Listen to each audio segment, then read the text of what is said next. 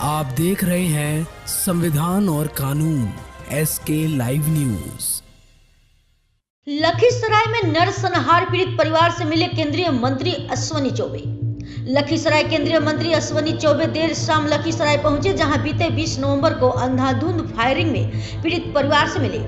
इस दौरान घटना की पूरी जानकारी परिजनों से ली। केंद्रीय मंत्री अश्विनी चौबे ने घटना की कड़ी निंदा करते हुए पुलिस प्रशासन से आरोपी की गिरफ्तारी की मांग की है। साथ ही पीड़ित परिजनों को सुरक्षा के साथ साथ मुआवजा देने की मांग की है। इस मौके पर केंद्रीय मंत्री अश्विनी चौबे ने बिहार सरकार पर जमकर निशाना साधा है। केंद्रीय मंत्री ने कहा कि बिहार में जंगल राज है। उन्होंने कहा कि ये नरसंहार है जिसमें एक ही परिवार को निशाना बनाया गया है। घटना में अब तक 3 लोगों की मौत हो चुकी है, जबकि 3 अन्य लोग जिंदगी और मौत से PMCH में जूझ रहे हैं। लेकिन इतनी बड़ी घटना के बाद न तो स्थानीय सांसद पीड़ित परिजनों से मिलने हैं और न अभी तक सरकार का कोई प्रतिनिधि मिलने आए हैं, जो दुखद और दुर्भाग्यपूर्ण है। अश्विनी कुमार ने है कि इस घटना में लखीसराय नगर परिषद के सभापति अरविंद पासवान का नाम है और उसे एक बड़े जदयू नेता का आशीर्वाद प्राप्त है, इसलिए पुलिस मामले को प्रेम प्रसंग बता रहा है। उन्होंने पीड़ित परिवार को 5 करोड़ का मुआवजा और सरकारी नौकरी देने की मांग किया। केंद्रीय मंत्री ने कहा कि इस नरसंहार में जब तक पीड़ित परिवार को न्याय नहीं मिल जाता, बीजेपी सदन से सड़क तक आंदोलन करेगा। लखीसराय से ब्यूरो चीफ अजय कुमार अजय का रिपोर्ट। अत्यंत ही पीड़ादायक है, कष्टदायक है। जिस परिवार का 6 बच्चे, 6 लोग उनके चले गए परिजन। आज उस परिवार का देखनहारा मैंने देखा किस हालात में। ऊपर से आज हमको लग रहा है कि कभी भी ऊपर से वो गिर जाए, जिससे कहीं और कोई घायल या कुछ प्रकार की घटना न घट जाए। इसकी ये हालत परिवार की है और सरकार की कोई नुमाइंदे आज तक देखने नहीं आए।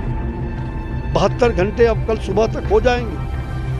पुलिस प्रशासन के SP ने हमसे परसों कहा टेलीफोन पर कि मैं इसका तुरंत गिरफ्तारी करने जा रहा हूँ। अभी पूछा मैंने, बोला हम गिरफ्तार कर लेंगे सर।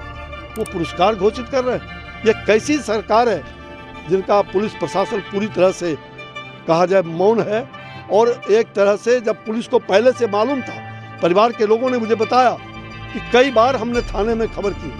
पहले तो थाने के थानेदार को भी निलंबित करना चाहिए, जिन लोगों ने कोई सुनवाई नहीं किया और उस गुंडे और अपराधियों के साथ मिल करके इस परिवार को समाप्त करने का साजिश षड्यंत्र जो किया है। ऐसे सभी षड्यंत्रकारियों को भी जो लोग भगाने में, उन्होंने बताया कि यहाँ के एक दबंग, यहाँ के स्थानीय जनप्रतिनिधि, बड़े नेता उनके पिट्ठू बन करके और इनके घर के पास उस गुंडों को भगा रहे थे जो यहाँ के नगर परिषद के अध्यक्ष हैं।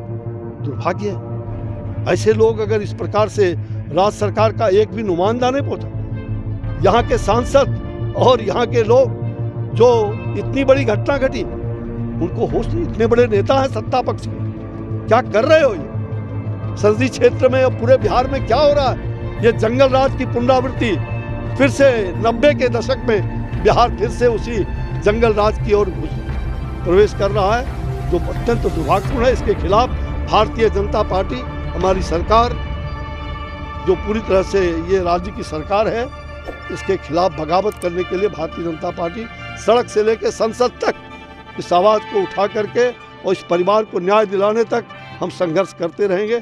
हम इस परिवार के पीड़ित परिवार के साथ हैं और ये जाति उन्माद फैलाने का एक षड्यंत्र है। ये जाति उन्माद फैलाने का षड्यंत्र है।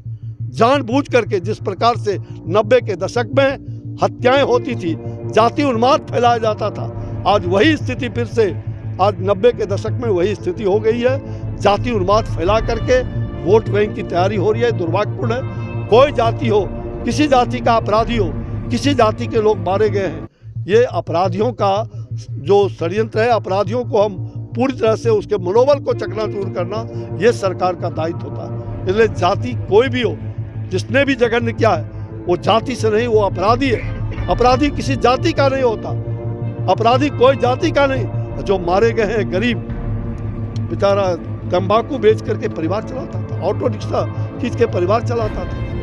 ये हालात आज भूखे मरने की स्थिति परिवार की आ गई। हॉस्पिटल में कोई इलाज, वहाँ पर दवाई नहीं मिल रहा है। रक्त खून भी अपना दे रहे हैं लोग, खून तक नहीं मिल रहा है। 3 लोग परिवार में मौत और जीवन के साथ संघर्ष कर रहे हैं। कैसी सरकार है? कैसा मुख्यमंत्री? कैसा स्वास्थ्य मंत्रालय और उनके उप मुख्यमंत्री? बिहार में क्या हो रहा है? ये तांडव नृत्य नहीं तो और क्या है।